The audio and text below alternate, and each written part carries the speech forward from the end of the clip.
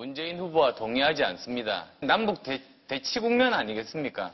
이런 상황에서 북한은 주적입니다. 주적임과 동시에 결국은 평화 통일을 이루어야 되는 상대라는데 우리 모두의 고민이 있는 겁니다.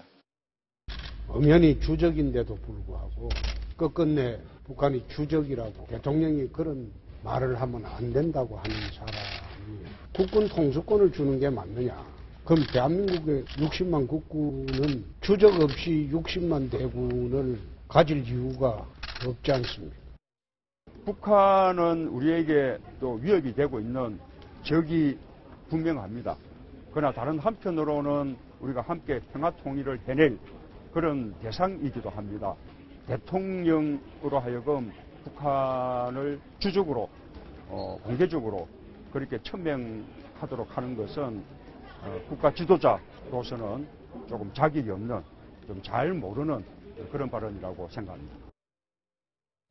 TV 토론회가 끝났지만 각자의 선거운동 자리에서 안철수 후보는 북한은 주적이다. 더 나아가서 연평도 포격 당시에 보복을 했어야 된다라고 분명하게 입장을 밝혔고, 문재인 후보는 2차 TV 토론회처럼 대통령이 될 사람이 북한은 주적이라는 말을 입에 올려서는 안 된다라는 입장을 다시 한번 강조했습니다. 유승민 후보가 문재인 후보에 대해서 질문하면서 국방백서에 주적이라는 표현이 있다. 그런데 어제 문재인 캠프에서는 국방백서에는 주적이라는 표현이 없다. 이렇게 서로 주적 논쟁을 벌였는데요. 그래서 국방백서를 찾아봤습니다. 2016년 국방백서 내용에는 이런 얘기가 나와 있습니다. 북한 정권과 북한군은 우리의 적이다. 그러니까 주적이라는 표현은 없지만 적이다라는 표현은 있습니다. 이 국방백서 문구를 두고 또 대선 주자들 간의 논쟁이 있습니다. 거봐라, 주적이라는 말은 없지 않느냐. 적이 주적이지 뭐가 다르냐. 시청자 여러분께서는 어떻게 생각하십니까? 다시 말씀드리지만 판단은 여러분의 몫입니다. 오늘 조간신문도 이 주적 논쟁과 관련해서 서로 다른 두 가지 사설을 쏟아냈습니다. 저희 돌직구쇼에서만 만날 수 있는 코너 속의 코너 면대면으로 준비했는데요. 사설 두 가지를 저희가 출력을 해서 보여드리겠습니다. 먼저 동아일보 사설입니다. 오늘 상당히 흥미로운데, 동아일보 사설의 제목, 북을 주적이라고 말 못하는 이유가 궁금하다. 문재인 후보에게 묻고 있는 거죠. 2016년 국방백서는 북한 정권과 북한국은 우리의 적이다라고 규정하고 있다. 주적이라는 단어는 없지만 북한만 유일하게 적으로 규정한 것은 사실상 주적이라는 의미다. 북한은 통일의 대상인 동시에 휴전 상태에 있는 군사적 주적인 것이다. 군 통수권자인 대통령이 될지도 모르는 대선 후보가 북을 주적으로 보지 않는다면 군 지휘 체계에 문제가 생길 수 있다.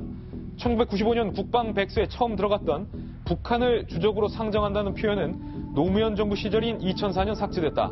노 정권의 대북관과 대북 정책을 생생히 기억하는 유권자들은 문 후보의 대북관과 안보관에 의구심을 가질 수밖에 없다. 라는 상당히 문 후보에게 비판적인 사설입니다. 다른 신문의 사설도 저희가 출력을 해봤습니다. 면대면이니까요. 이번엔 경향신문의 사설입니다. 폐기된 주적론 들고 나온 냉전 보수와 편승한 안철수. 그러니까 동아일보 사설과 정반대로 안철수 후보를 경향신문은 비판하고 있습니다. 문상균 국방부 대변인도 어제 2016년 국방백서에서 북한 정권과 북한군은 우리의 적이라고 표현하고 있다고 확인했다. 주적 표현이 없다라고 해석을 하고 있습니다. 북한을 적으로 규정할 수 있는데 무엇하러 쓰느냐는 것이다. 따라서 국방백서에 주적 표현이 있다는 유승민 안철수 후보의 말은 명백히 사실이 아니다. 주적 개념은 주변국과 마찰을 빚을 우려가 있는 위험한 용어이기도 하다. 이미 폐기한 용어까지 되살려가며 여론몰이에 나서는 것은 무책임한 일이다. 도대체 언제까지 색깔론과 시대착오적 주장으로 나라를 멍들게 할 생각인가. 경향신문과 오늘 동아일보의 사설이 지금 정반대의 사설을 쓰고 있습니다. 판단은 시청자 여러분들의 몫인데 해석을 한번 들어보겠습니다. 김병민 의원님부터 해석해 주시죠. 저는 뭐 동아일보 사설에 전적으로 공감하는 바고요. 사실 경향신문 사설에서 쓰고 있는 것처럼 북한 주변국들을 굳이 자극할 이유가 있냐라고 얘기하고 있지만 대한민국 헌법에서는 북한의 국가가 아닌 반국가 단체로 규정을 짓고 있습니다. 그리고 주적이라는 표현과 우리의 적이라는 표현을 봤을 때 저는 뭐 주적보다 우리의 적이라는 표현이 훨씬 더 강한 단계에 있는 표현이라고 보여지거든요. 그러니까 사실상 지금 대한민국의 한반도의 정세가 과거와 달리 굉장히 평화적인 정세는 아니고 분명해 보이지 않습니까? 현재 사드 배치 문제, 그리고 미국이 언제든지 지금 주장하고 있는 선제 타격에 관한 문제, 북한이 언제든지 일으킬지 모르는 제6차 핵실험에 관한 문제, 이를 통해서 전 세계가 대북 제재에 관한 이런 측면들을 몰두하고 있는 여러 가지 상황들을 고려했을 때 과연 대한민국의 대통령이 될 사람이라면 어떤 식의 안보관을 갖고 있는지를 우리가 국민들이 알 수 있도록 얘기해 주는 건 굉장히 중요한 상황이라고 생각을 하고요.